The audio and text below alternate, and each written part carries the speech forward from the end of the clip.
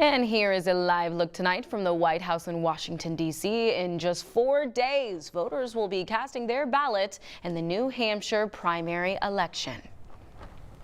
Former South Carolina Governor Nikki Haley is ramping up her attacks on her former boss and former President Donald Trump in hopes for a strong second-place finish. ABC's Morgan Norwood is in New Hampshire as candidates are making their final push for votes.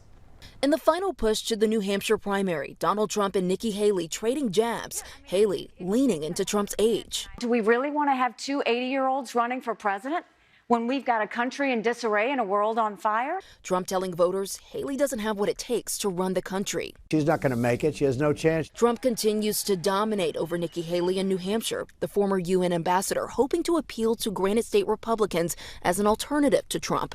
And when it comes to key issues, like most Republicans nationally, a Monmouth University Washington Post poll shows New Hampshire's likely GOP voters care about immigration, the economy, and foreign policy, a priority, Haley says, if elected president. As president, my top priority would be how do we prevent war, how do we protect Americans, and how do we make sure we have a strong national security. You do that by getting in front of issues. You don't wait until the issues happen to you.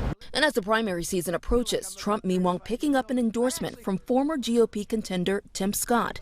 Haley backed by New Hampshire Governor Chris Sununu. And as for Florida Governor Ron DeSantis, who placed in a distant second to Trump in Iowa, he admits his strategy is to hold on until South Carolina in hopes that Haley will drop out and then shaping the race as a showdown with Trump. And Nikki Haley is holding a rally right here in Manchester later today. Trump also has an event, as for DeSantis. He's set to speak with voters during a town hall before heading off to South Carolina. I'm Morgan Norwood, ABC News, Manchester, New Hampshire. As it was just mentioned, tonight we are learning South Carolina Senator Tim Scott plans to endorse former President Donald Trump. Scott will travel with Trump to New Hampshire and announce his endorsement at a rally in Concord. Scott's support for Trump is noteworthy as he was first appointed to the U.S. Senate by former South Carolina Governor and presidential candidate Nikki Haley. Scott dropped his bid for presidency in November.